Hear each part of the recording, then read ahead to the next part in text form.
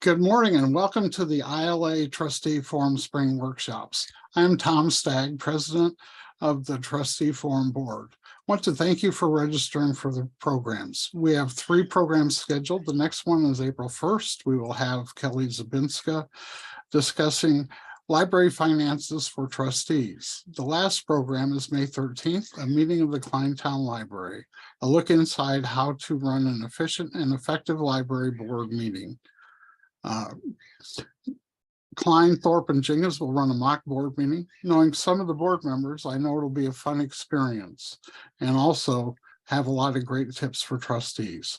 If you're interested in the trustee forum, please fill out the interest form on the ILA website.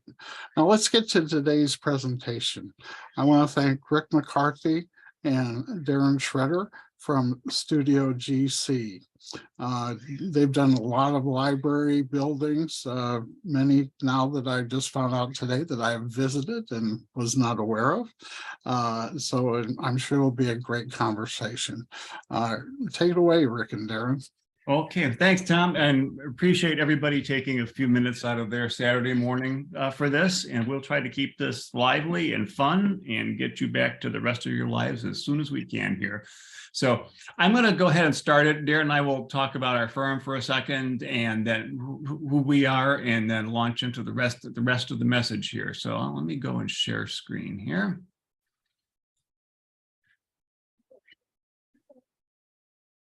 There we go.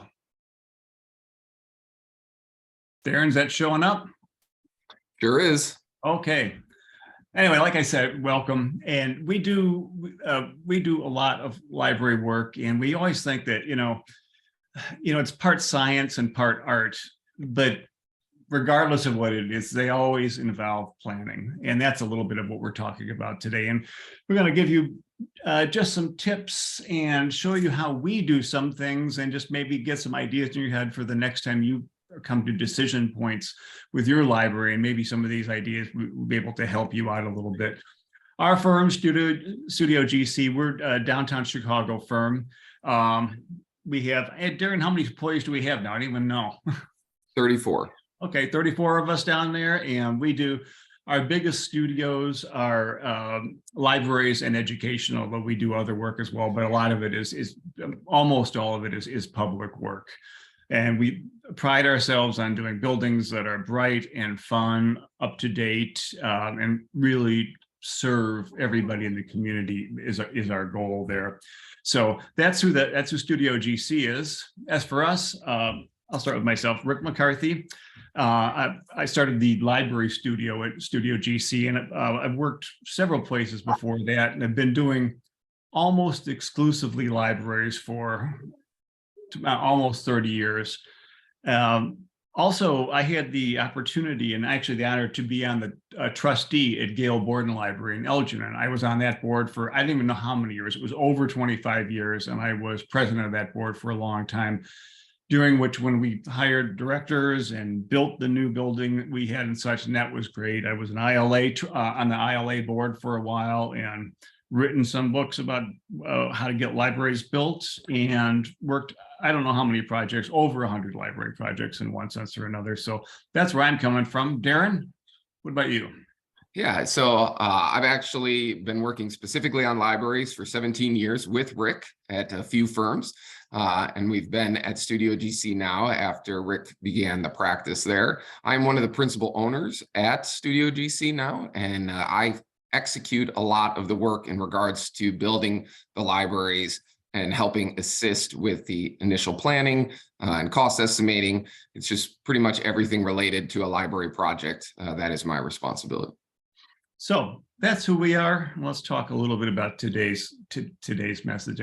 And we are library architects, and you are trustees. And I remember from my experience being a trustee, there were always questions, especially when I first got elected, is like, how much detail do you get involved with? Do you jump right into the weeds on all the other questions that need to be addressed as part of running a library and such, or do you stand back a little bit? And I'm going to guess that most of you, between ILA letting you know what trustees should be doing, and library directors, when they need to let you know what you should be, to probably have a pretty good picture of generally what a trustee is going to do. And obviously it's going to be, you know, the big picture things, the strategic direction, the big decisions about hiring directors and such, and supporting the director and enabling the director. But, you know, at the same time, especially when we're looking at strategic direction, it is going to involve a degree of planning that you are going to get involved with. And if you're going to have a successful project, successful planning, it takes a little bit of organization. It takes kind of knowing what's going on. And we'll try to help you with that a little bit here. So when they first asked us to talk today, they asked, you know, could you talk about facilities and facility assessments? I said, sure.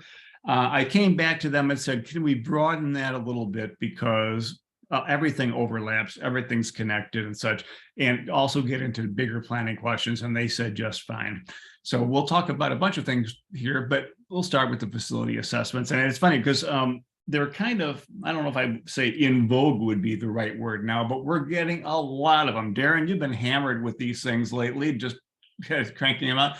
And maybe it's post-pandemic. I don't know. People kind of reassessing where they are and such, but a lot of people are doing it, and it's great. And you know what a facility assessment really is try to step back, look at where the library is currently living, and what does that mean. And when you do it, it's going to help you figure out answers to some big questions, like how much is it going to cost to keep our library building running and safe? When do those costs, you know, when are they incurred? And how do you set a priority for what the different things are? Because you're going to find lots of things that need to be done, and it needs some organization. Like how do we decide this, and who can help us decide what's the most important thing to do here? And so a facility assessment will answer some of these questions. We do a lot of statistical work. I think we're different than a lot of architects in that sense. I realized that there were a lot of answers that we could find in statistics that would help the process. So all this, you know, this is not totally apropos to what we're saying now. You'll see how it ties in a second. This was just part of a peer assessment that I did for one of our library clients. And every one of those dots is a peer library. A purple line is kind of average. And this represented a set of peers for the library we were working on for this thing. And we were looking at cost per square foot per year. And it's interesting, you can see that they're all over the place, you know, and some are able to spend more per square foot, some less. And like, here's the average. But the thing is, if you took almost any one of those peers and looked at it, you would find that the costs of running those libraries tend to fall in a range like this. And if you look at the capital costs, we'll be talking about that in a second, staff costs and other costs. Capital costs would be the roofs, the parking lots, the new boilers, the painting, carpeting, all that stuff. Other costs would actually be library materials and programming and services and things like that. And this is kind of a common breakdown, this kind of proportion between. So you can see the capital costs that we're talking represent, on average, on an average library, tend to be in the range of about 14% of the money you are spending every year. Staff is always around 64 to 66%. And as an aside, when you see how big the staff proportion of the number is, for us, one of the things that really means is when we're doing a library project, we don't want to ever force a client to add extra staff just because of some design conceit that we've got. You know, I say, you know, we have to look for the most expensive way, because any change in staffing represents a significant long-term cost to the library. And so we need to be as efficient as we can with our design to make sure that we're not making you add extra staff there. So anyway, the standard kind of breakdown for what libraries tend to cost. But there are times when that capital cost number is bigger, because of things like you might find in a facility assessment. And like there may be years where it's way more than 14%. And one of the biggest goals of a facility assessment is to help you avoid surprises. So you know when those bigger costs are coming and you can start saving for it. And so, you so you're ready when they happen. And that's probably the biggest reason for a facility assessment. So if you look at average cost of running libraries, so you got the typical annual costs in blue here, capital costs in green. You see that these bumps in capital expenditures tend to happen periodically. Like you'll be coming along and all of a sudden it's replacing rooftop units. You're fine. And the next thing you know, it's replacing an air handler, repaving and such. And so what we want to do is make sure that you and your financial advisors have the information that you need to know when this happens, that you're not blindsided by it. And that's what the goal of these assessments actually is. So we've done tons of them. I just grabbed one almost at random just to show a couple of sheets of what some of the things you might see in one. So this was Prairie Trails of a Chicago suburb.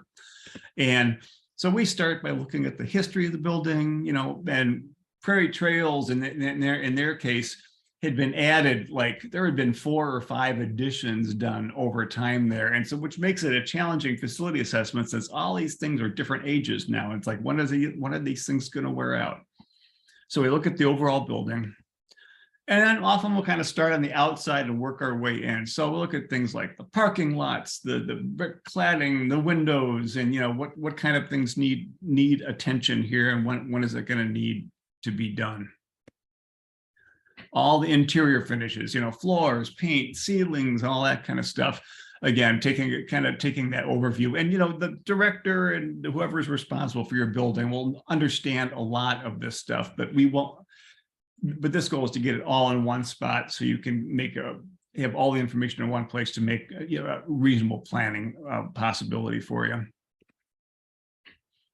You know, and some things you can see, and you walk around the outside to see some broken bricks and caulk joints that need to be done. Okay, that's easy. But there's other things that when we do our investigations, occasionally there's discoveries too.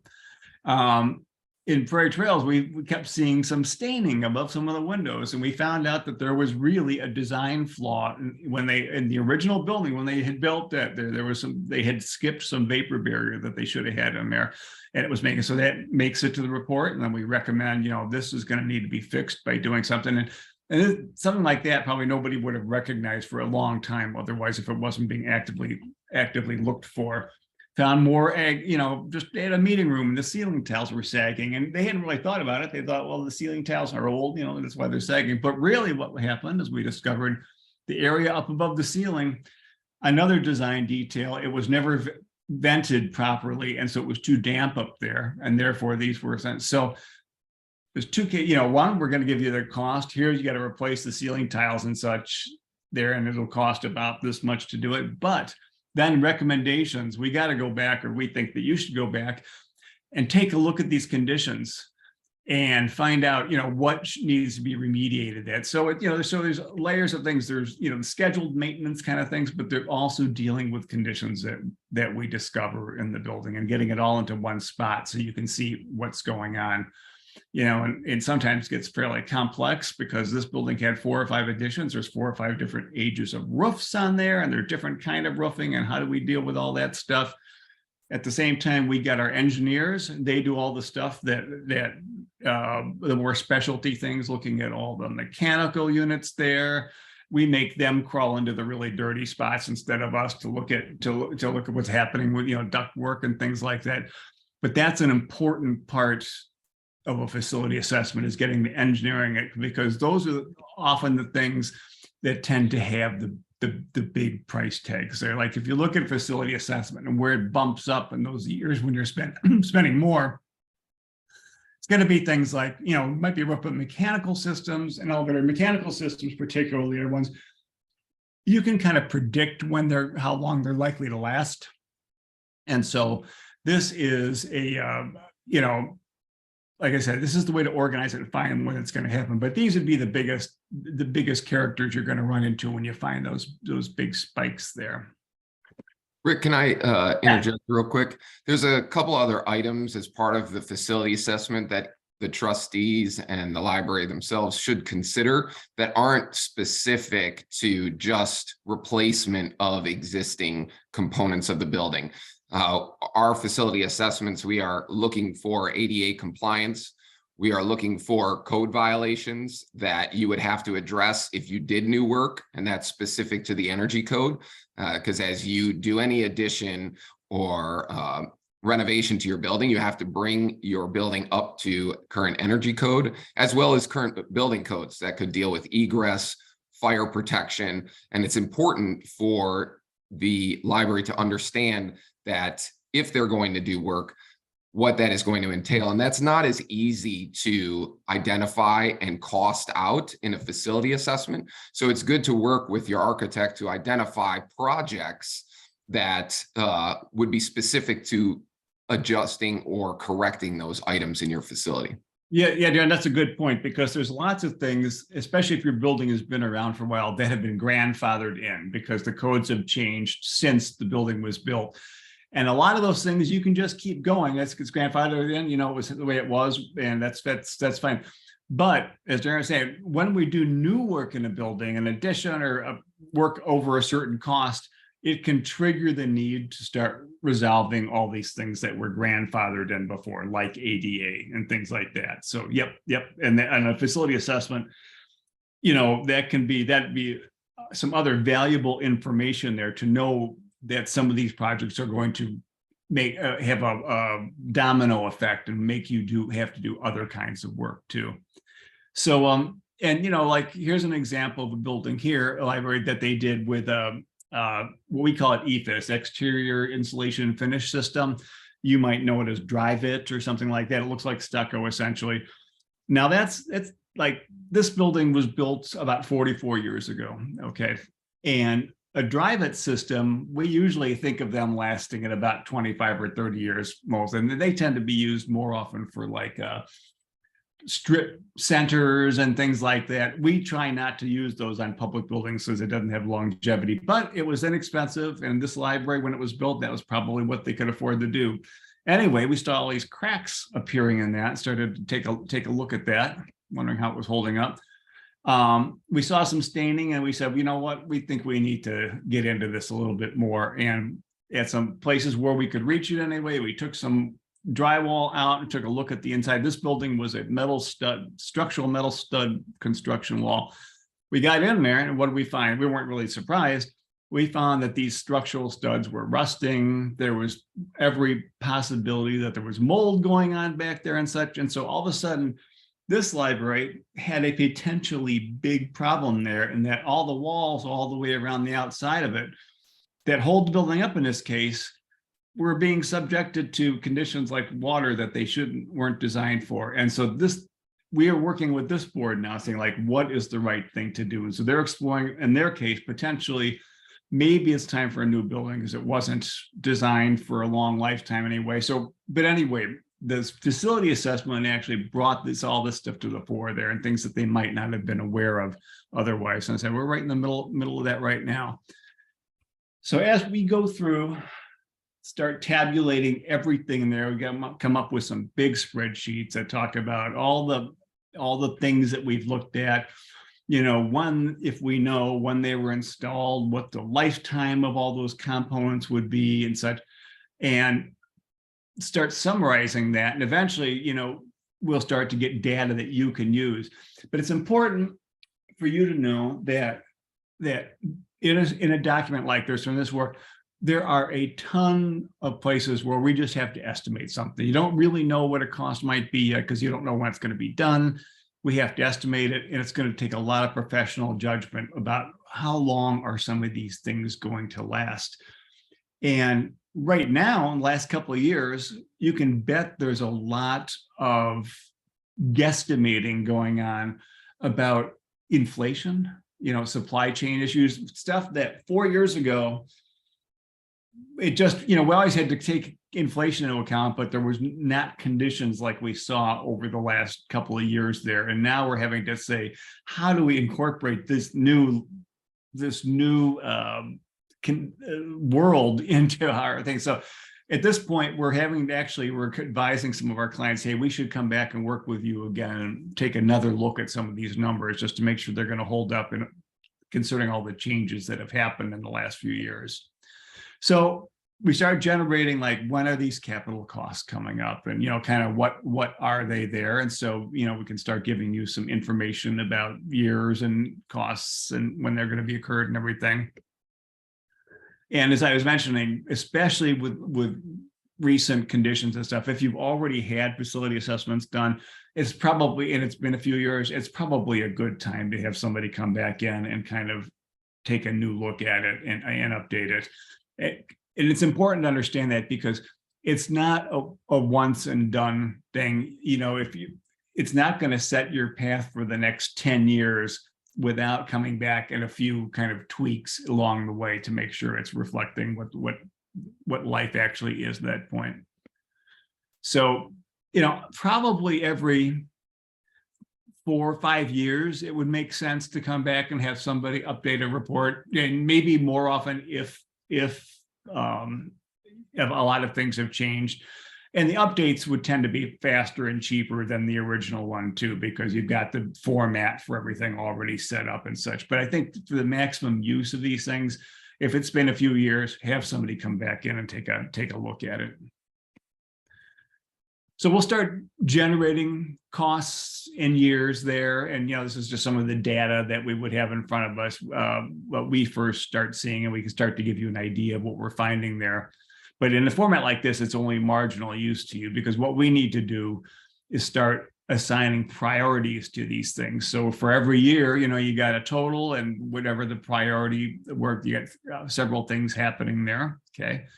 And then actually some more information first, like the priority 1 items, at least the way we do it, will tend to be the life safety and ADA type work, the stuff that you really legally should be doing to keep the library running and to keep it safe. Priority 3 tends to be more discretionary work, and that's the kind of thing that we can sit down with the client then and say, look at when you can afford to do some of this stuff and slide things around. Okay, so a little bit more detail for whatever library this was. 2024, okay, priority 1 work, they had their carpet. Priority 2, painting. 3 was fixing millwork and stuff. And so, like, in this case, a priority 1, like carpet, usually carpet would be a 2 or 3, but for this particular library, the carpet was in such bad shape, it was starting to present tripping hazards in the building. And so that moves it up into priority 1, with something we've got to take care of there. But during all this, that we're going to be talking to you about these priorities. It isn't something that we just arbitrarily decide what is 1 and 2 and 3. I mean, we know what the priority 1s are typically going to be, but the other ones, it really involves a lot of back and forth with the client. And maybe when you can afford to do touch-up paints, and maybe when you can afford to do the landscaping and millwork touch-ups and stuff. And it might not be the same year or whatever that we're showing in this, but a lot of those things, especially priority 3, can be slid around, working together to work with your budget and when you think money is going to come in. So it's definitely a back and forth process there. Rick, just real quick, some other priority 1 items for the trustees to think about are any significant water infiltration, signs of where water is getting in through a roof that is compromised, windows that are compromised, because you always want to tackle that water infiltration because that obviously can lead to other issues. The other thing is to always look out for on older buildings is anything that's related to structural issues. Settlement of the building, you start get extensive cracking. There are ways to buttress a building or allow it or get it to be more structurally stable if it's an older building, especially if you have a building that's over 50 years old. It's just something to watch out for, and it's something that the architect that is doing your facility assessment should be assessing with the structural engineer. Yeah, absolutely. And it's interesting. And one of the things that varies a lot from library to library is who you may have looking after your facilities. Some libraries will have a full-time person there or more than one person that, especially bigger ones that just do all the maintenance and facility work there. Some libraries, especially when you get smaller, can't afford to have a person on full-time for that. Some of them share one with different libraries and such. And so, if you have a big library or the big professional facilities person, you're going to have a much a pretty good handle on a lot of this stuff, but most libraries, the facility person is not necessarily a professional in the sense that can generate this. So a lot of the things we have to talk with you and who's working at the library and figure out exactly what do you need. We don't want to tell somebody things that they already know, but figure out who you have on your team lets us tailor what we're giving you to be the best benefit there. And of course, as a trustee, you should say, what do these things cost? And honestly, it goes kind of all over the place. I mean, if I look at the range of ones we've done in the last few years, they tend to be in a range of $8,000 to $20,000, and that totally depends on like how big is the building. Is there more than one facility? What has already been done there? There's some that have cost less than that. There's some that have cost more than that, but probably somewhere in that range is what it would take to do a facility assessment. I mean, Darren, you agree with that range there based on your ones you've seen? Yes, I agree. That is the typical range. I actually think more recently we've been in that $9,000 to $12,000 range, but that could just be the clients we're currently working with, because it is specifically set on the size of the building. That's the biggest factor. How many days we're going to be out there walking the building, how many floors we're going to be cataloging, how many rooms there are. So the size is a very specific indicator of what that cost would be, because that's the lion's share of the work, is being out on site and cataloging every component, because we try to be very comprehensive. And Rick and I are touching on a few things, but we look at pretty much everything down to toilet accessories, sealant.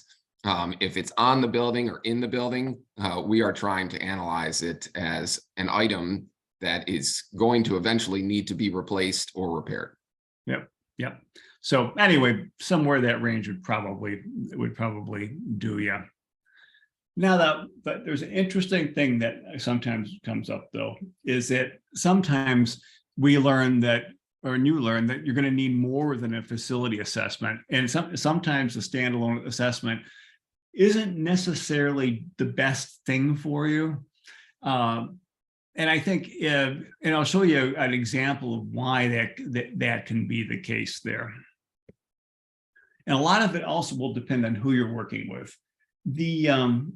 There are firms out there that are professional facility assessment firms who do these big reports and come back with, very nice big documents and assessments. And that's one thing. There are people like us that tend to do facility assessments, but also are looking at other things in the same time.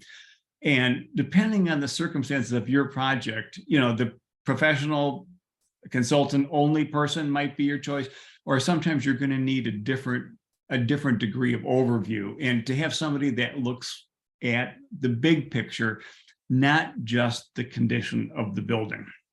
And I'll show you why that can be important there. So here's a library that we're working with now. Now, this is actually an aerial picture. So you're seeing roofs down there, and I've kind of superimposed a floor plan on top of it. So it might be a little confusing, but you got a library. It's slightly L-shaped here. There's parking lot. There's other things going on and such. And so they asked us to do facility assessment. And so, okay, we'll do that.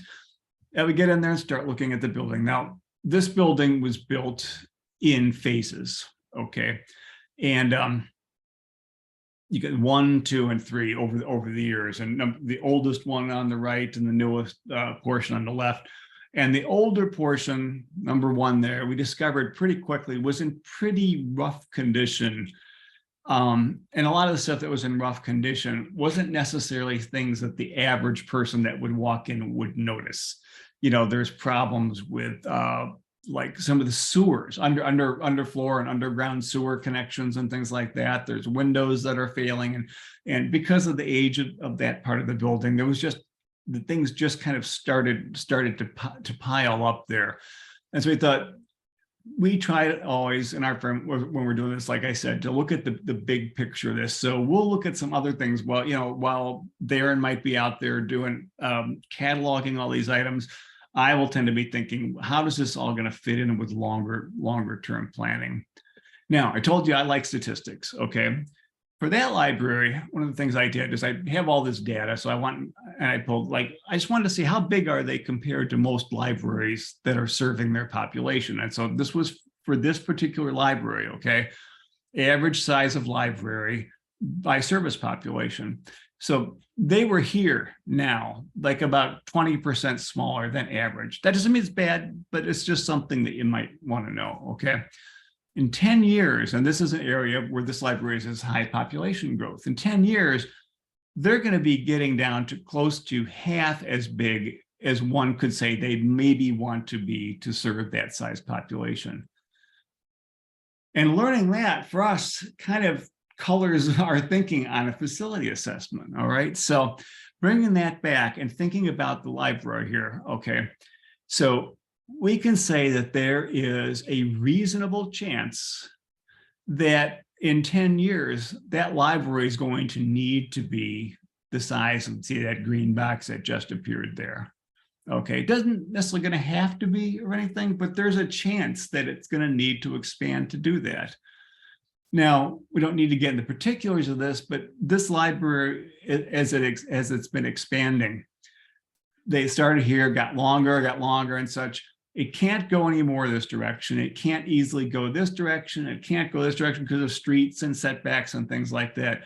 If it expanded the way it is, it would just be getting this thin kind of width coming down here, which is not very good for library planning. It's not good for staffing. Say we made the library bigger by doing a narrow thing coming down here. I can guarantee you that would cause the library to have to add more staff to keep an eye on that building where you don't have the sight lines going, you can't see everywhere. And so we're thinking it's got to get bigger. We don't like the shape of it. If somebody was to just slavishly follow a facility assessment here, that might not be the best thing to do, because I think there's big questions. How much should one invest, in this case, in the oldest part of the library? It's got poor infrastructure, it's deteriorating, it's planning challenges. Now we can crank out the facility assessment that says all the things that need to be fixed everywhere, but there'll be a lot of them in the part one building here, in the oldest part of the building. But just following an assessment and what it says here, knowing in the back of our mind that this building might need to get bigger in the future, they just follow the assessment. What it's going to do is, in terms of planning, it's going to get you to a dead end, essentially. Because, if they'd spent all this money here, and then all of a sudden, when the building, should it need to get any bigger, they realize they're not been left with something that's an easy thing to do there in terms of making the library any bigger. So what we do, since we have this other information, we're coming back to them and saying, maybe we can come up together with a rational strategy that kind of combines what we learned in the facility assessment and what we know from being library architects, and that you're likely to have to grow in the future. So in that case, trying to think holistically, maybe it makes sense with them to say, you know what, that part one there, we can't expand there and everything. It's a lot of problems.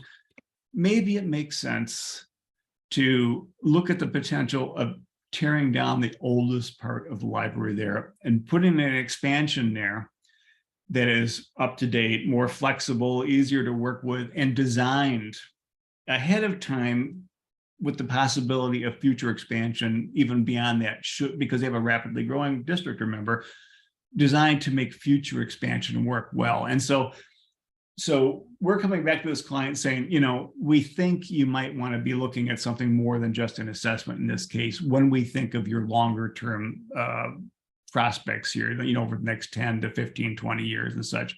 And so we're in the middle of it now. I don't know where it's going to go. But again, sometimes this is just a case where it's not as simple as just figuring out how much should we be spending to keep a building up to date there. All right. So you say, well, they say, okay, we understand that. We need to be the size we need to be to serve our future clientele. And then the question is, if you're going to do it, what do you put in there, right? Does everything just get a little bit bigger? Do we look at new services? Are there standards that we should be following for this to tell us exactly what should be? And so we get all these questions come up. And there are some standards out there, although I'll tell you, we rarely look at them because I think they're too standard. We really try to look at every library differently there. So, and when we start working with a client and say, what do you need to be doing? And that's what we call visioning. And it's kind of a needs assessment, but it's in a greater degree of depth than an average, at least a traditional needs assessment might have been.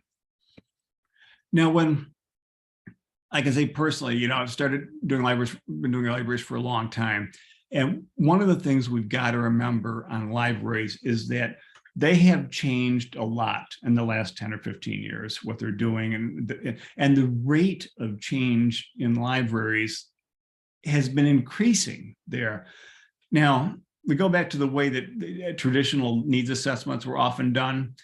There would be a library consultant, a programmer, we call them, who would come, and maybe it's a retired librarian or something like that. Sometimes not, sometimes somebody else. They come and what they tended to do was go through the departments and start asking everybody, what do you want? What do you want? What do you want? What do you want? Okay. And they would assemble all this stuff together, department by department, and document. They'd get thicker and thicker and thicker. And at the end, they put the binding on it and say, here's your plan here. There's the library program for what you ought to be doing. And I know personally, really started more and more problems with the process, because I started to see libraries that by using this process they tended to be just bigger versions of what they already were, because you're asking people, what do you want? And, you're asking somebody who maybe worked in a library 30 years, whatever, well, what do you want? And in a rapidly changing institution, it isn't always the best thing to do that, because you need to step out of the box sometimes. And I think, at least to me, that what that really was kind of backwards planning. And as a trustee, when I was going through, I was doing that professionally, and I was a trustee at the same time, I realized that, what it was doing is that whole approach was starting in the weeds and staying in the weeds for the whole approach. And whereas we realized that the benefit of starting with big picture in terms of planning and going and ending with the weeds was a better way, we thought, of doing that. And so we started in our firm, I know, kind of reinventing, and I think a lot of firms have been doing this now, how we looked at library needs and such. And a lot of it really was stepping all the way back, looking at the community and looking at the statistics of what the library was actually doing and such. So, a lot of times if you work in a library that's been there for a while, it was designed for a community that's completely changed now. And it's designed for a set of circumstances that has really changed, and designed for a model of library service that has really changed. So we're going to go back.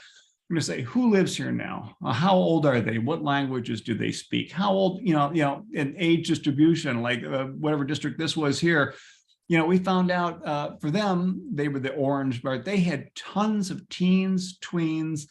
They had tons of young parents there and such. And we thought, well, we're thinking about what goes in addition or whatever it was for that. We should say, hey, we should be recognizing this. They have a specific complement of community that we want to work with. And at the same time, we're looking at the statistics of the library, like at the size of it, what's the circulation, how often are the books being used and such. And putting all this information together, we can come to a strategy for direction of how the library wants to develop that is, I think, better than looking at some kind of standard somewhere or whatever. It's more in tune to a particular community. And when I mentioned the fact that libraries are doing new things, so when I started doing libraries 35 years ago, they were still often built on the old Carnegie model. Honestly, you walk in the front door, steps go up to the adult library, steps go down to the children's library and the little meeting room downstairs. And since then, we're looking at things like culinary arts and supporting people working for home and makerspace things and, supporting homeschooling. It's just a much bigger, and I will say more exciting process now to do that. But one of the challenges is is that when we start talking with people, especially in the public, people won't be aware of what libraries are doing now. And part of our job really is to start with education, and and including staff, trustees, local government. I like to include if we can, because often if something's going to end up being a project, there's going to be some cooperation with local government, whether it's zoning variances or whatever it is. It pays to have them understand what you're doing and why. So educate them and educate the public, because ultimately on almost every library project, the public is going to be footing the bill some way or another for this. And having them understand it is the best way to build support for something like that. And so we start with education. We like to do a lot of public sessions. All right. So this was one. It's funny. I picked this picture, and this was really a really successful public session. But actually, as I'm looking at the people, boy, she doesn't look that happy to be there, and she's into it. But he's like, "Can I get at one? Can I get out of here?"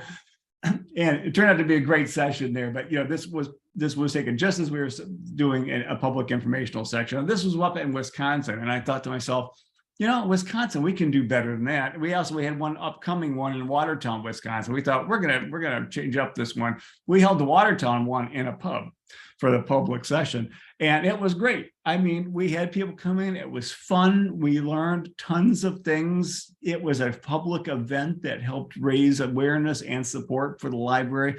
But the bottom line is that we learned a lot of things talking to them there, and like I said, had a good time. We just did a whole bunch of public sessions for Aurora Public Library, and they have 3 different branches there. And the branches tend to serve kind of different neighborhoods and such. And so we did looking at the community, did our due diligence with demographics and things like that. And Santori is their downtown branch. And I was completely surprised. Maybe I should have known better already, but I didn't. And the Santori the part served by their downtown library, more people speak Spanish than speak English. And I would never have thought that. I know there's a lot of, immigrants and, recent arrivals and people that speak Spanish there, but I had no clue that for a good part of the district, there was greater number of Spanish speakers. So in a case like this, we are remiss if we're not doing proactively something to reach out to people who might not understand our messages going on here. And so in that case, we've got a couple of Spanish speakers on our team. And so when we did our informational presentations, we made sure that we had ones in Spanish as well, because it's a group that, has a lot of different needs, and we need to understand those needs. So there's Gisela, one of our library team members, doing the presentation in Spanish, and they tend to be, Spanish is the biggest one. I mean, we have people we can do, Tagalog, Hindi, Farsi, and other languages on our team, but because of the nature of immigration and how it works, it tends to be those Spanish speakers that can benefit the most from these, who have the least English. So there's Gisela reaching out to the Spanish speakers there. So we're doing a whole bunch of these things, depends on the size of the community, and asking people things, but like I said, starting with education. And so to get the maximum benefit about asking people what you want in the library, it really helps to do the education first, because otherwise it's like going to a restaurant, but you don't know what the menu is. And if you don't educate people about what libraries are, you'll tend to get that thing, a bigger version of what you already have, come back, because they just don't know. And so sometimes that'll be a problem when libraries send out questionnaires, and then it's a proactive thing. That's a good thing to do. And you'll get data back that means something. But I like to supplement that with focus group meetings where we can actually, represent different business people, young parents, Spanish speakers, whatever it is, where we start with the educational and then ask them, because we get better data when we do that, because then everybody is starting at the same place as far as what they know about libraries. And so then we'll hand out the forms that with the questions about what you think is important, and ask for rating. And I'll share another thing that I discovered well into my career, way probably too late into my career, honestly, I finally realized a few years ago that when we're having all these public sessions, we're not necessarily getting a perfect representation of the community there. Is that people like 65 and over, more of them come to these because they have time to do it. A lot of them are retired and such. So when we started handing out these things, I realized, wait, we're really getting skewed information here. You know, the 65 plus people, they might be something like 15% of a community, but they might be 50 or 60% of the people who come to the sessions because they have the time to do it. So what we started to do was actually weight the results that come back in, ask the people, where do you come in here in your age range, and weight the results so it better reflects the actual community and the people. It helps the people who might not have been able to get the time to come in there, the young parents and things like that. And I found out that we started to get different answers to some of these things when we did that. And I think better information. So pass out the questionnaires, provide them in Spanish as well, really important in certain districts.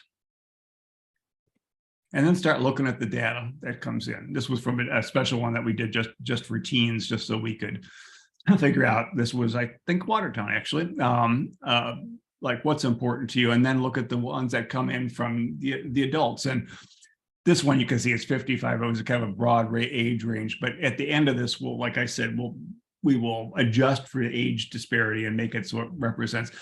And what's really interesting is if we compare what people vote for after seeing an informative session rather than like a mailed out one, we get way different answers. You know, it's like the mailed out ones will tend to be more books, I want a bigger library, more books. We do the presentation, ask them then, and then all of a sudden their eyes have been open. They're talking about small group spaces and like services and things, you know, things like that, learning opportunities where those would not have been high up there if we had just cold asked them without presenting that. So anyway, that's how we start getting information that we can bring back to the client and say, hey, here's what the community is telling us. It's also, when we're looking at the needs assessment, it's also a perfect opportunity for other events to help you learn things and also just to build up support and knowledge of what's going on. This one was I think that was New Richmond, Wisconsin. We were in, and it's funny seeing all these Wisconsin libraries. Most of our work's in Illinois, but just by chance, I had some nice pictures from up there. So we had some sessions for teens and tweens where we gave them the informational thing and said, we want you to help us design our library. And so this is part of those activities there where they did it. And not only just like the pub, it was really fun, but we learned a bunch of stuff from them at the same time, maybe thinking about things that in different ways that we might have thought about them otherwise. But wait, there's more. At the same time, since this is all about building support for libraries, we thought, you know, this is a great exercise, a great big exercise of fun and everything. We're generating lots of stuff. There's probably more use we can get from this that beyond what we were already planning for here. And so it's like everything we do, is there more mileage that we can get for this? Now, we thought about that ahead of time. And we timed this meeting here to be the day before the city council was getting to discuss support for the library. And this being in Wisconsin, it's a city library, like they don't have a lot of districts like the way Illinois does. And so this was the day before the city council. So we're trying to get the timing to work there. And we took all those boards that the kids had helped us do and plastered them on the wall of the city council chambers before the meeting, just to let the city council kind of see what was going on. And it helps. You know, they were interested in this. They asked, what is this? You know, and it helped set the right tone for getting support from the city using what we learned from the children. So the lesson is just always think there might be something more we can be doing here, more we can get from our activity and everything, that energy we're putting into this. After learning all this stuff, I think it is the perfect time. Most libraries have a strategic plan, and most of them are done just at odd intervals. Then they get often a professional strategic planner to come in and such. But this is the perfect time to go back to a strategic plan and look at it in light of all the things that you just learned about the community. Because often the strategic planning is kind of done, not always, but often it's kind of done as a standalone thing. It's just like, what do we think about libraries? What should we be doing and such? But you will look at that through different eyes after you've looked at all the analysis, about library needs and the community desires and such. It's just the perfect time to redo that, and I think make it a better document than it probably already is for you at that time. So I recommend, when you're learning all this stuff, a great time to take another look. So we got different planning timelines going on at the same time. You got facility plan, every 3-4 years, you want to take another look at it. Strategic plan, maybe like every 5 years, unless there's something like a information gathering been going on that might prompt you to do soon. But these things need to be kept fresh, and they need to be sure that you're really representing currently what the needs are and what direction is.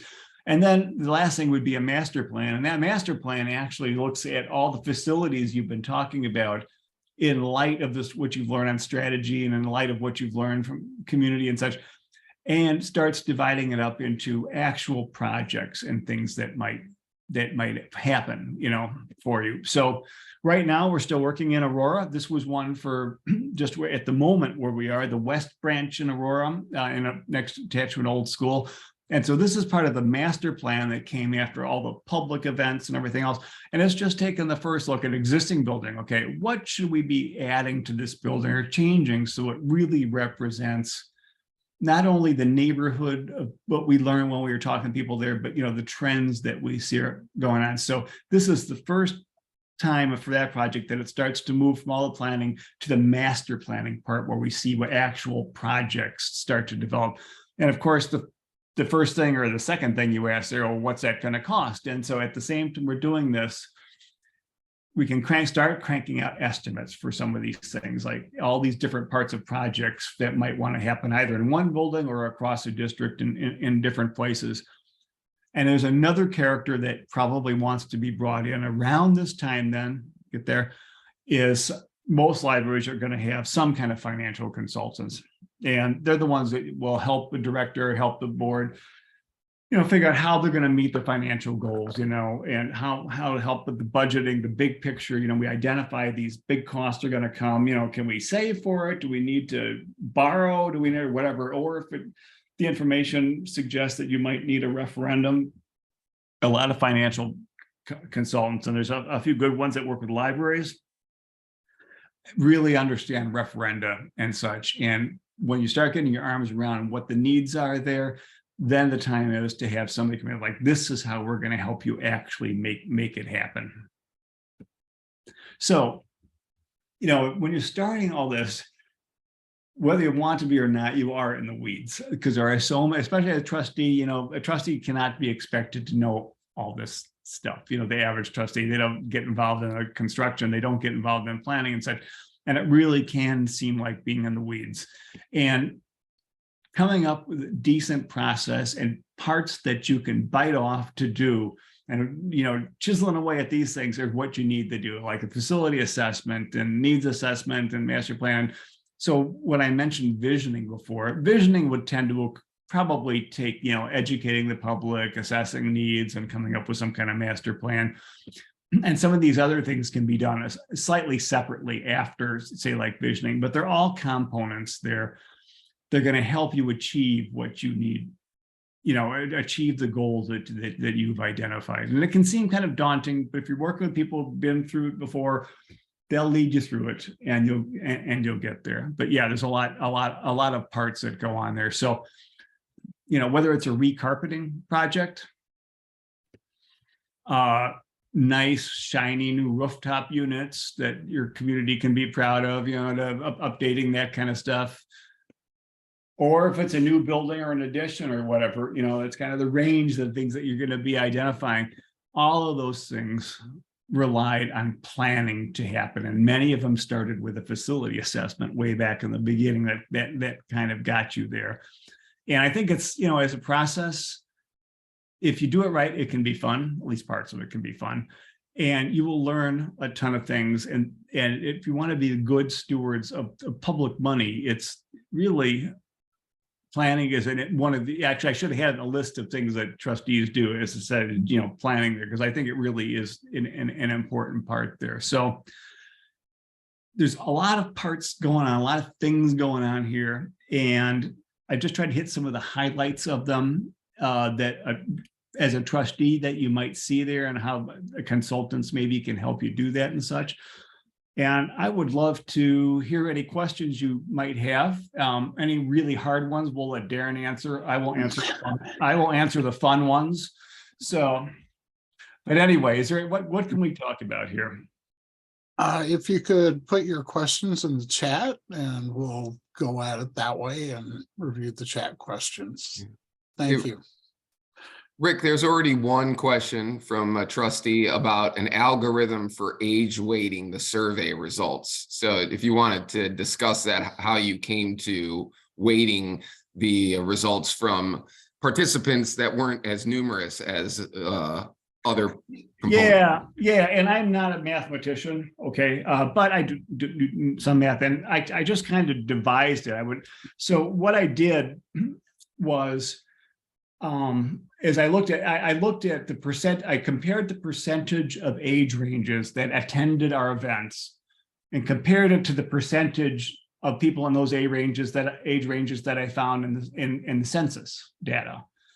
And so like I said, if there were twice as many people in an age range at the events that where we were getting the opinions as were in the population, it wouldn't be as simple as only giving each vote half as much, but that's kind of weighting, but that's kind of what it does. I just something to temper the ones that are overrepresented and boost the ones that are underrepresented. So I do not have a magic algorithm. I just kind of look at it. And now, I mean, you can always write me and I'll show you how I did it there, and somebody could agree or disagree with it, but it's not just one formula, honestly. It's kind of, you know, by looking at each one separately, how can I make this more representative? So it's not rocket science. It's a little bit home brewed, but I'd be happy if you want to contact me, and we'll give contact information at the end here to show you in particular how I did it, and you can decide if that makes sense for you.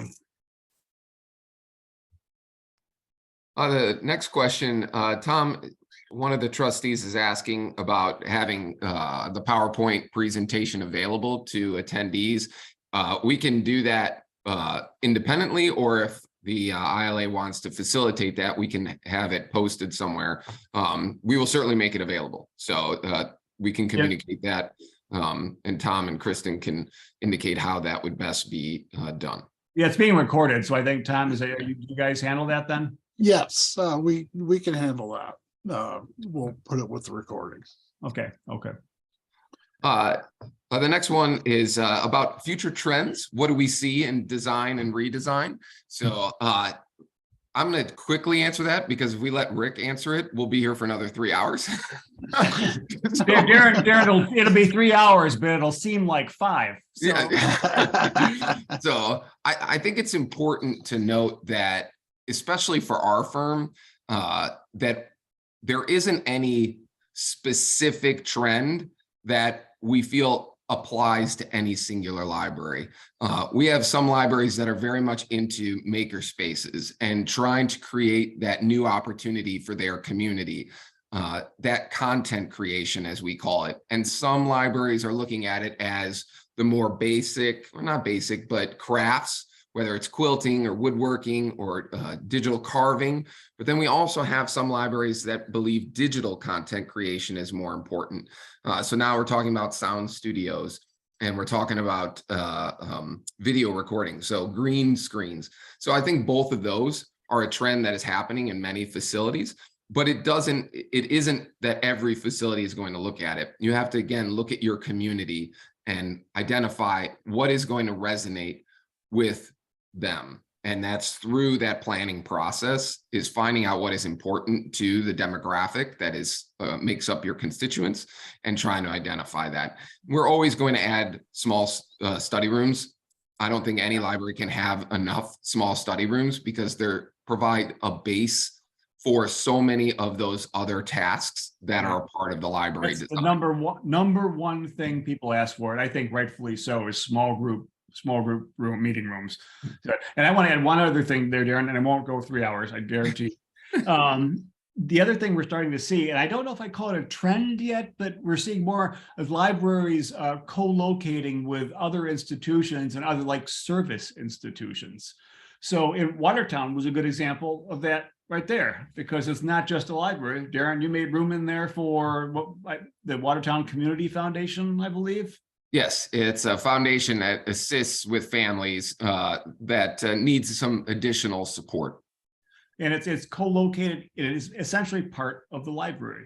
You know, it's almost like another department. Now, the library doesn't run it. It's a separate foundation, but we're finding a home for it. And we're just doing a branch in Elgin now. And that branch is actually co-located in the same building. They have a credit union there that is, you know, it's in essentially the same space. You go to the library and the credit union is there as well. So I think, like I said, it might not be a trend yet, but we're seeing more and more people willing to think of how can we give a bigger package to the community, and that might include other services. And it depends really on what's available in your community, but we're starting to see that. I'm gonna go ahead. Yeah, Tom. Yeah, I would encourage trustees to go visit other libraries too. I mean, go beyond your own walls, get out there.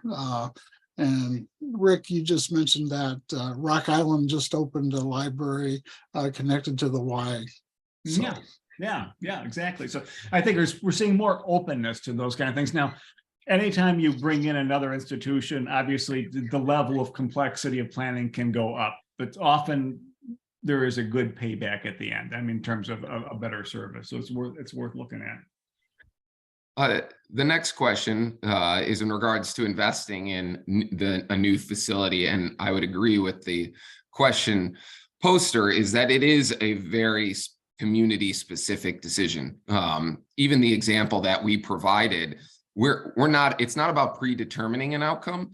It's about providing enough information in a varying amount of forms and options for that community to make a decision which is best for them. And I think, as you ask about key factors of that, is what is the current financial state of the library itself?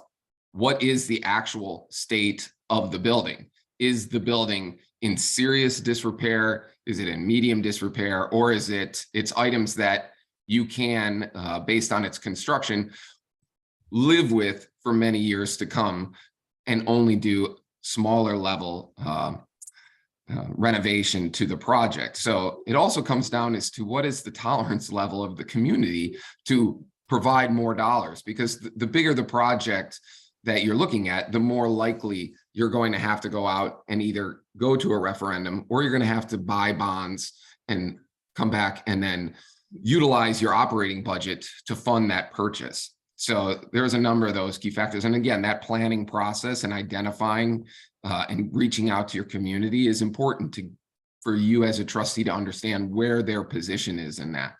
Yeah, and you know, I think especially if you're talking about a referendum, and I ran the referendum when we built our library in Elgin, so I've firsthand experienced that. I've been involved along with Darren in tons of different library referendums, different places. And of course, there's never a guarantee it's going to work. You never, you know, you don't know until you try, honestly. But I would say that, you know, over and over, I have somebody tell me that'll never pass here. We'll never pass a referendum here. It's like, you can't stop at that.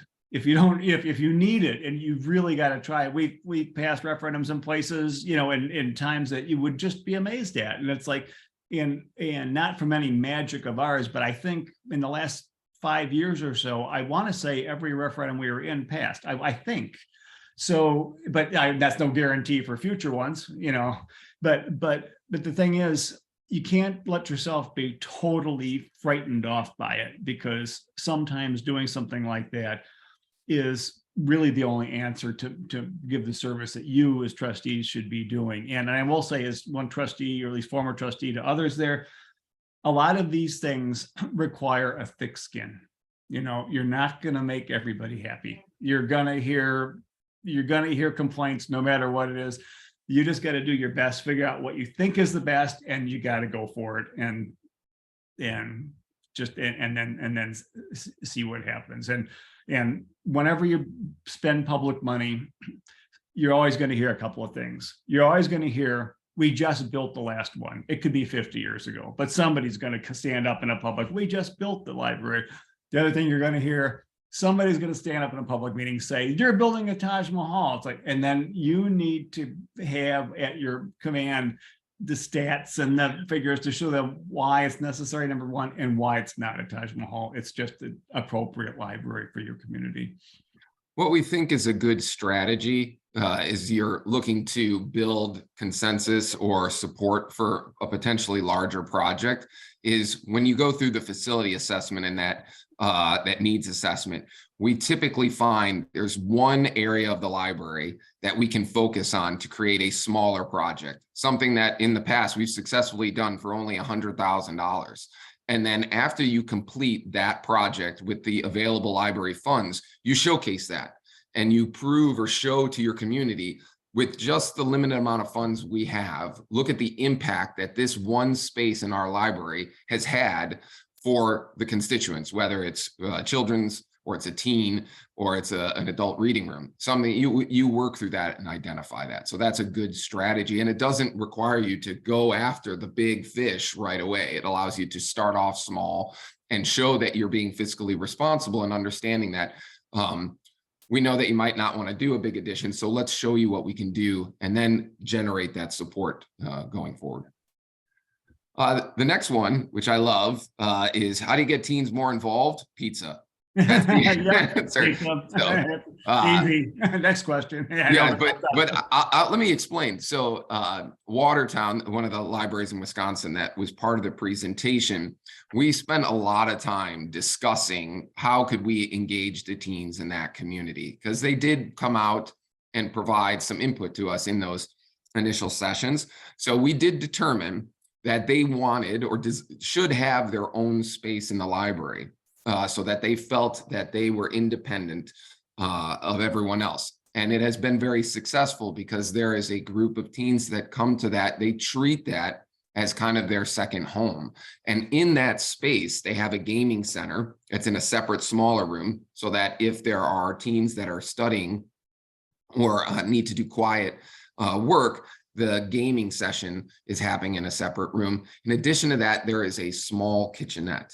And that is where the teen librarian for that facility will order pizza, and they have it stocked with sodas and water so that when the teens come, they can refuel. And that has become a very successful. Now, not all libraries have the space to do that. So as part of what we do in planning wise, when you don't have the amount of square footage to have every space available, we do a really nice job of identifying flexible spaces that can be utilized depending on the day for different features. So during the day, it might be for small business incubation.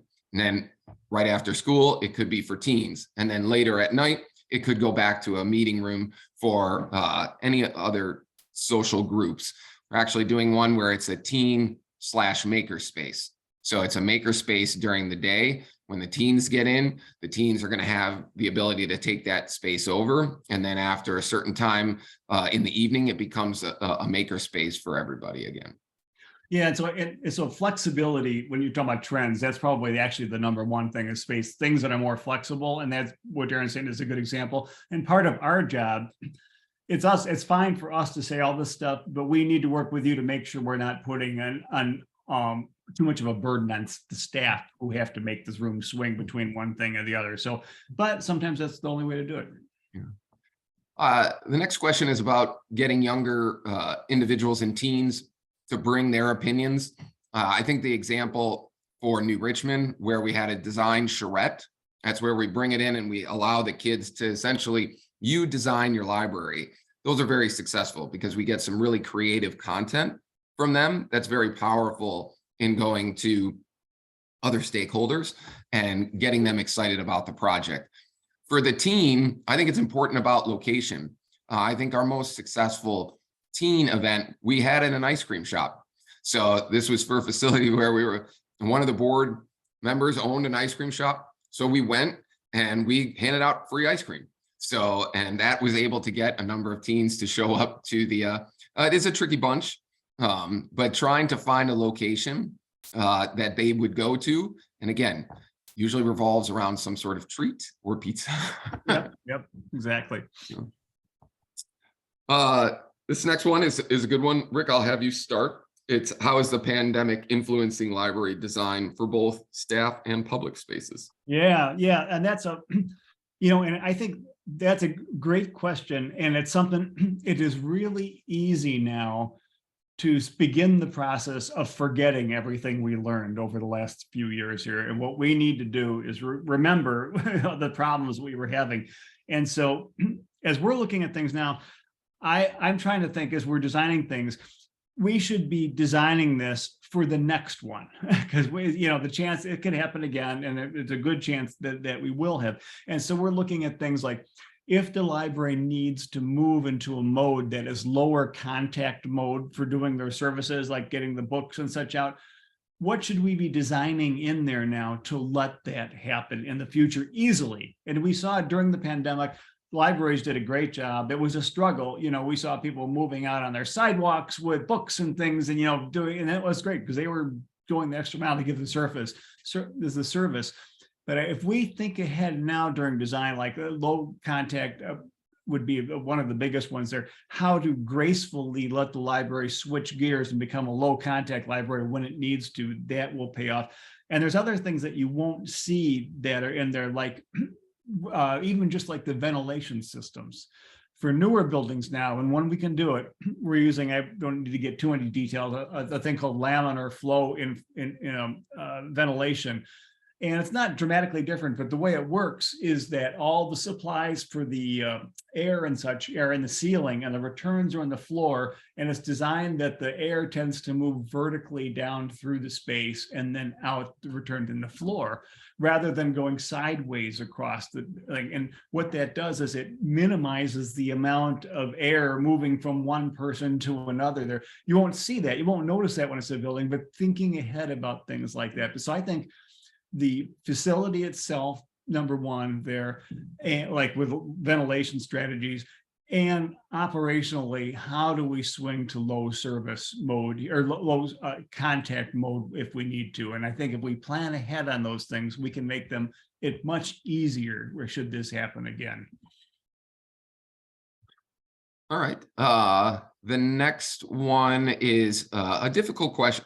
We'll try and answer is how the libraries deal with homeless populations and how that the architectural space can assist with safety and providing for that constituency. So I'll start and then Rick, you can piggyback off of this. I think the first and foremost is making sure that the library itself has a partnership with other institutions in the community that you can redirect and have a place for them to go. And again, I'm going to give up Watertown as an example because they do have a couple of individuals that do come to the library that are homeless.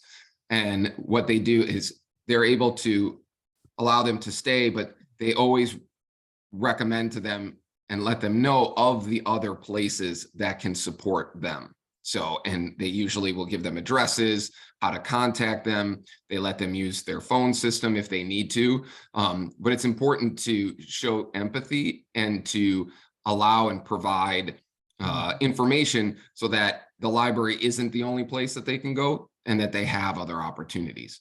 Yeah. In the library, go ahead, Rick, if you want to. Well, I say empathy. Empathy is a good word there because how do we show empathy in design without just making it a completely attractive place for people to come and sleep? And it's somewhere between those two things. And they have a full range of civil rights, and we have to remember that.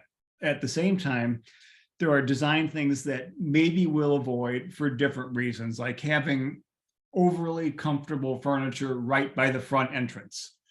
You could have people who are going to be at the library might spend all day, and it might not be the tone you want to set right when somebody walks in certain circumstances that can happen. And just thinking, how do we zone this? Because we know it's going to happen. And by thinking of it and having some discussions, we don't want the opposite where we have isolated little corners that nobody can see, so it's between those two sometimes. And sometimes, it has to do with which furniture do we pick, and how comfortable is it for how long, and striking the balance between the person who's going to want to come and read, which could be homeless, we don't know that, for a long time, and somebody who's there to get out of the cold. And there's no perfect answer on that. There really isn't. And every community will be a little bit different, I think. But zoning, I think, is a good part of that. And the last bit is having the security systems in place, which is you got to have cameras, especially if you're dealing with a large population. It just allows you to have the coverage, allows you to monitor spaces that you can't be looking in all directions at any one time, and making everyone aware that there are cameras. So I think that provides everyone an understanding that they're not going to get away with something. They're on camera, they're being recorded. So it tends to put people a little bit more on their best behavior. And if an unfortunate incident occurs, you have the ability to engage the right authorities and give them the information they need in order to deal with it.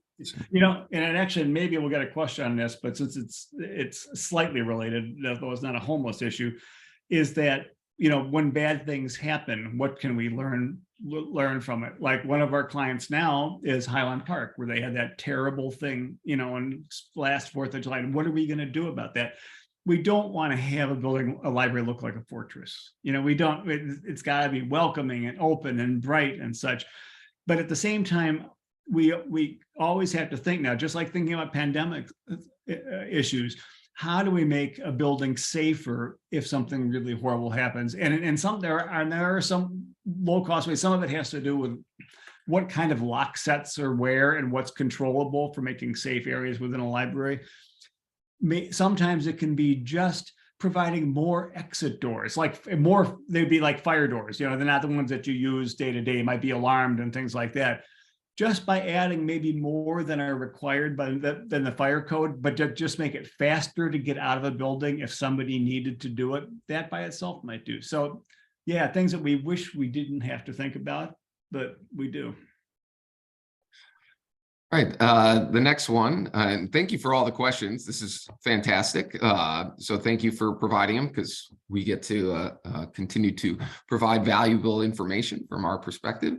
So the next one is, Rick, I'll let you begin and then I can piggyback off of it. But this individual has a project or question about asking people an open-ended question that will lead to a project that the library can't afford, as the situation is the budget and available funds are set, and a referendum or bond sale is not going to gain any traction. So what does the library do in that sort of instance? So wait, when you began about the about asking open-ended yeah, questions? so is there a concern about asking people open-ended questions? Okay, just the questions. Well, yeah. No, I don't think. No, I'm not concerned about that, because I want to know what the people are thinking. So whether it's open-ended or not, to me, is and by asking what you think about something isn't promising you're going to get it. You could ask a question and it'd be unlikely, but you could get everybody in town or a lot of people saying, I want a new library. We don't like this. We want to know. That probably wouldn't happen that way, but I would still want to know that if there were. Now we haven't made any promises. So I think, it's just being careful with how you're wording things and such. And, I don't think I've ever run into a problem where somebody came back and said, well, you promised us back in planning we're going to get that, because we try to be very circumspect with we don't try not to promise anything, honestly. and because that's identifying the needs. So I think it really would just be a matter of language, and it's certainly not, I wouldn't let fear of that ever stop me from asking what the people, what they think they need. So I think just by being self-conscious about how you do it, you can avoid that being a problem. I don't know, Darren, what do you think? Yeah, and I think that's spot on. I'd rather we know everything, and then I think it's part of that next phase is to look at all the wish list items and really prioritize them, because you need to identify what is going to have the most impact for the library, for the community. And I think that's part of the process, and understanding what you get out of the needs assessment, what you get out of the facility assessment is what is the project that is going to produce the most benefit. And as we mentioned earlier, picking that small project as a starter project and working within your means is a great way to build excitement about what other things that can happen. We certainly work in communities where we've heard that repeatedly, that the community and the decision makers are just not going to pass a referendum. It's just never going to happen. But there are other ways, and that's why it's important to bring a financial advisor into this. You are able to buy bonds without going to the public if you can fund it through your operational costs, through a similar situation over a 30-year period. And we've successfully done that in the past. The other part of that is to go out and find an entity that will fund your project and then look as a lease back. There are opportunities for that as well. You can work with developers to do that, public-private partnerships. So there are other options out there. They're certainly rare because usually municipal entities are trying to work within their means. But if you have a really significant public outcry for something beyond what a local board will allow, I think it's worth looking into all those other options. The next one is what do landlocked libraries do with a population that's expanding? So yeah, that's a difficult one. Rick, why don't you start? And then yeah, thanks, Darren. I wanted to hear what you said on that one. Well, I can start. That's all right. We both. Yeah, no, that is a really a valid question. Yeah, we see that a lot in some of the smaller suburbs around Chicago, that little communities that grew up that have very definite boundaries. They're not necessarily very big, and a lot of them, they filled up the property that they have, and there's nowhere else in town to go anyway. And we can look at the plan of the library and say, what can we do to get more use out of the square footage you've already got, is the first thing. And then when Darren was talking about, rooms that change during the day and being more flexible, that would be the first thing to do.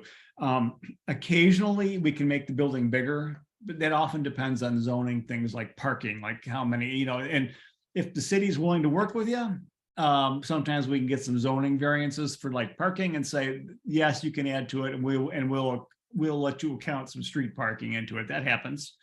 And so that's one of the things I will say, or somebody will say, well, can we do a second floor in the library? And this happened to me at my own library in Gail Borden, okay? And it happens over and over and over.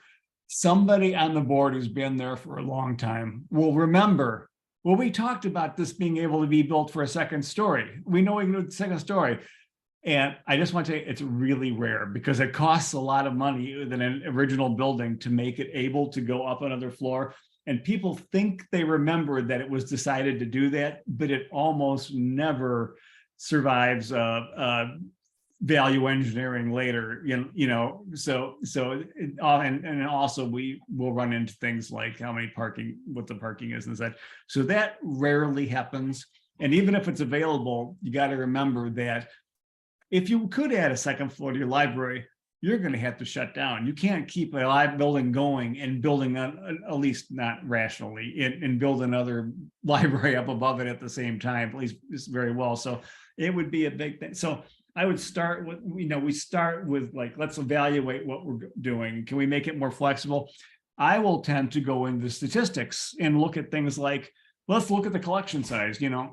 I've found libraries when I'm looking at the data there, you found libraries that have a collection that is like half again or twice as large as other libraries of their peers, but that circulates half as often. Well, and I see that means that there might be square footage available if they're willing to consider really doing weeding, which is always a hard thing for libraries. So, maybe we can make more square footage available. So yeah, more flexibility, working with the community that you live in about zoning type things and such, and reevaluating things like collection size and such, and say, can we trim some of that? Would be some of the things that would jump out at me, and for that, small community landlocked library type thing. I want to take this in a slightly different direction, because I have a client that is looking into this or looking at this situation.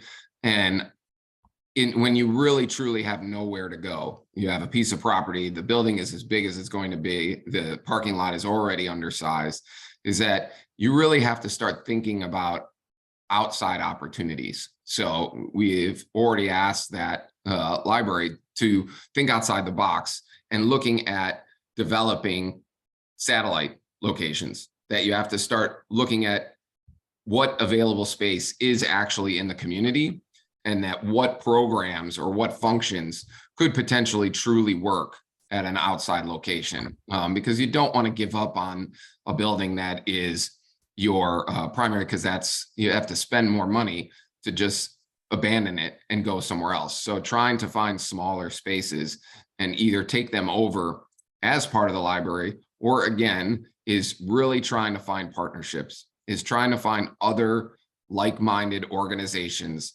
that are in those communities that are doing similar things, that needs types of spaces, and identify, is there space in their location that can be utilized for some functions? Can the library share some of their space for those other organizations' functions? Is you really have to start thinking creatively and working collectively, because every one of these public institutions now that is supporting communities are all vying for money. And the money is not going to be unlimited, and especially in communities that are definitely against higher tax rates. So you have to struggle. And I think when those different community organizations really start to realize that they have to start to work together in order to be able to provide the services of all kinds across a community, that the building infrastructure that is available in those communities has to be utilized more efficiently through partnerships. Yeah, I think that's true. And again, it's one of the things that's easy for us to say, that we know that there are staffing issues that will happen in operational and efficiencies, but sometimes that's the only way to do it. The next item is, what specific community input have you ever received that was a big surprise, but also ended up a win-win? Let's see, which one was it? One of the things that has been a surprise to me is that, especially after when we do a good educational thing, is that the willingness of people to think that, yes, I'm willing to take a smaller collection because we have to, if we're going to do some of these other services we've been talking about. And I have been surprised often at the willingness of people to do that. When we're at limited means and we can't just do everything that we want, be willing to look at that. And that's one of the things that without the educational component, you would never hear. People just wouldn't think of that, because you think library collection. But after the education part, they understand it's a bigger balance of different things. And so I have been surprised actually a number of times in that. I think, let me think. Darren, have you had run into anything particular in yours? Yeah, I wanted to be, I think there's been a more recent call for wellness rooms, and wellness rooms are twofold. And I originally heard about these. I was like, well, I don't know if really this is going to work, but it was about mothers and being able to nurse at a library. So it acts in that capacity, but also as a place that parents can take their child to decompress. That in some instances, it's nice to, if you're out at a library and something happens and a child becomes agitated, it's a nice place to go for them to calm down and get recentered and then be able to come back out and participate in a program or be able to then continue on with whatever they were doing at the library. And initially I was like, well, I don't know. I'm a parent of 3 daughters. And I was like, would I really use that? And we've done this now in 2 facilities, and both directors have indicated how useful that room has been to many of their patrons. So I think that having, and again, it's just a singular space, no bigger than 80 square feet, 8 by 10 room. It can be bigger, but we found that that's been working out, and it's been a real value. But it's something so simple and something that was unique. It wasn't something that I would have necessarily thought of as being, yeah, we should really have these as part of a library. Yeah, but we're starting to think of it that way now after hearing of the input on it. Yep. And the last one that we have here is a trend in security gates, for or against. So Rick, do you want to start or do you want me to go? That's a secret. I'm not sure I'm allowed to talk about, but there's a lot of libraries. Many libraries we work with actually have turned off their gates. They realize they don't lose that much collection out the front door. What do they do if the alarm goes off anyway? It's the staffing issue and the security issue and such. And so, we do have clients talking about the possibility of getting non-operative gates or things that look like gates there and just seeing how it works. Maybe we would, in a case like that, say we were doing big renovations or if it was a new building, we would probably still run all the infrastructure there that would be required for something like that, but maybe they don't put it in right away and see how it runs, and if they decide, well, we do need, at least we have all the cables going there and the data and the power stuff that you need to have for them. But yeah, I think more and more of them are not connected for a lot of different reasons. And sometimes it's just maintenance. They're old, they can't find parts for it. They don't want to spend on a new system and they think they can wing it without it. And I don't know, that's what I'm seeing anyway. Yeah, that's definitely the trend. The book security stanchions don't tend to be part of most of our projects now. It's more about the cameras. Is if you can effectively place cameras, so to capture people going in and out of your primary entrances and exits, that's more valuable, because once you're able to identify an individual, you can give that information to the local authorities, or you can have that information provided to staff. So if staff recognizes an individual and they can be found in the database of library card holders, they can send letters, or if they recognize that person coming in later. But we've had many long conversations that, even as Rick said, if someone is going to take material and run out of the library, is the librarian going to chase after them and tackle them and really try and retrieve?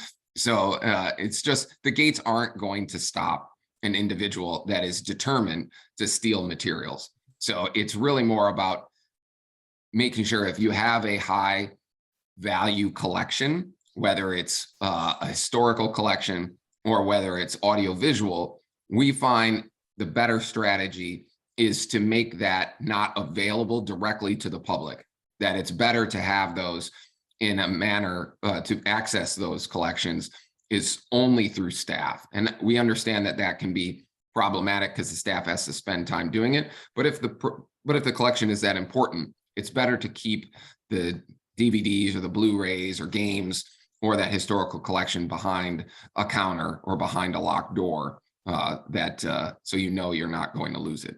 And it might be just the new materials, because that's where you're going to get, like AV, that's to be the stuff you typically would lose. And so maybe there's a different tier for them. Yeah, we'll leave the classical CDs out there because Wagner doesn't seem to travel very much, but you get the new releases, you might treat those a little differently. And also it depends on your circumstances. An answer for a big city library with a lot of social issues around it might be a completely different answer than a small town where they know half the people that come in. So I think you need to look at the circumstances there. Well, thank you, gentlemen, for entertaining everyone today, giving us a lot of great information. And we are getting closer to lunch here today after talk about ice cream and pizza and everything for everyone. And we have your there's our contact stuff in case anybody wants to, if you got any questions on anything, we're happy to try to help you out. okay, and there will be everyone that's watching today will be getting a link for the recording of this episode, and hopefully we'll see you all at the next two ones as well. Thank you and have a wonderful rest of your day. Thank you, everybody. Thank you. Bye-bye now.